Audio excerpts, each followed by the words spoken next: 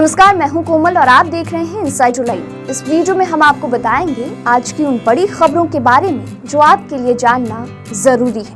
राजस्थान के बाड़मेर के भिमड़ा गांव में गुरुवार को भारतीय वायुसेना का MiG-21 विमान क्रैश हो गया। इस विमान में सवार दोनों पायलट की मौत हो गई। MiG-21 क्रैश की सूचना से गांव में अफरा तफरी मच गई। हादसा इतना भयानक था कि विमान का मलबा करीब आधा किलोमीटर दूर तक पड़ा दिखा। एयरफोर्स ने हादसे के कारणों का पता लगाने के लिए कोर्ट ऑफ इंक्वायरी का आदेश दिया है। इंग्लैंड के बर्मिंघम में 22वें कॉमनवेल्थ गेम्स का शानदार आगाज हुआ।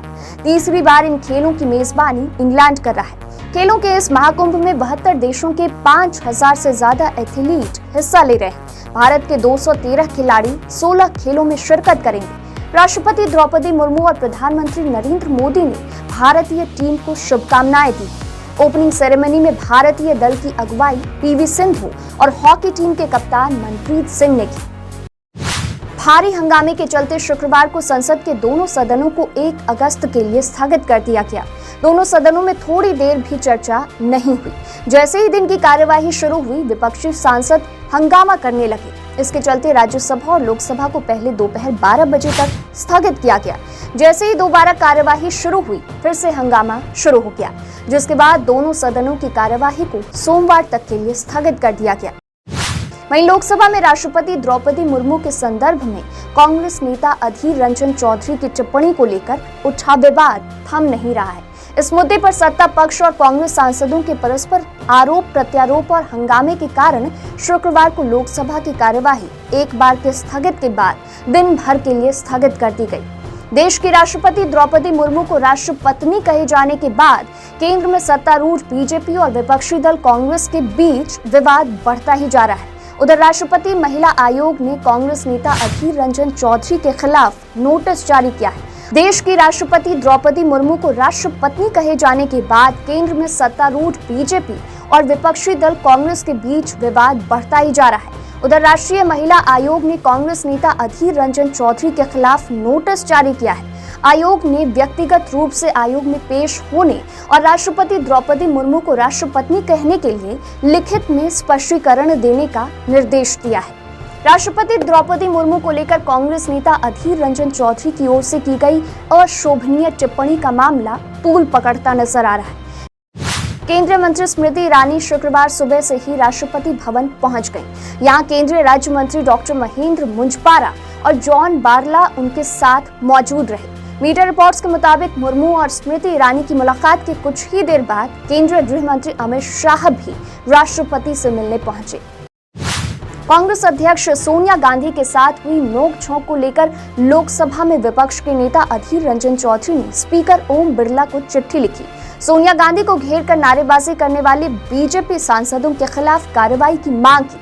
पत्र में कहा गया कि सदन के स्थगित होने पर जब सोनिया गांधी और अन्य नेता बाहर जा रहे थे तो बीजेपी सांसदों ने नारेबाजी शुरू कर दी। जब सोनिया इस मामले को लेकर रमा देवी के साथ बात कर रही थी तो और भी कई सदस्य वहां आ गए और कांग्रेस अध्यक्ष को घेर लिया।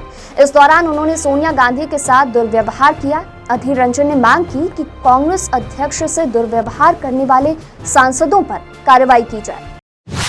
प्रधानमंत्री नरेंद्र मोदी अपने 2 दिवसीय यात्रा के दूसरे दिन आज तमिलनाडु में अन्ना विश्वविद्यालय के दीक्षांत समारोह में शामिल होंगे।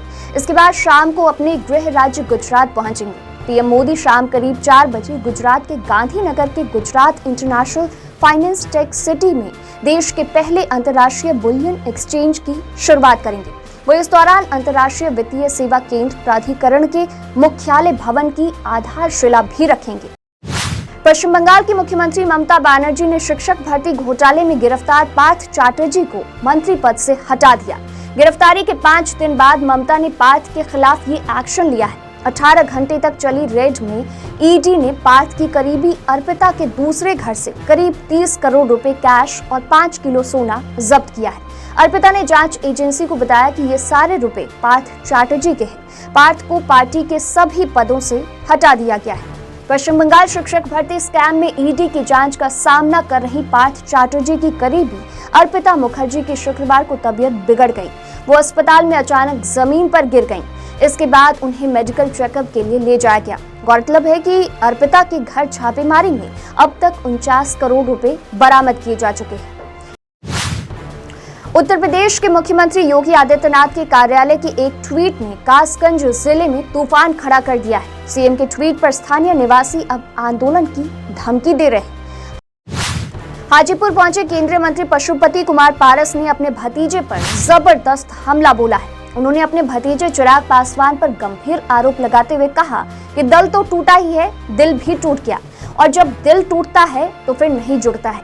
चिराग से सवाल करते हुए केंद्रीय मंत्री ने कहा कि उन्हें प्रदेश अध्यक्ष से क्यों हटाया गया।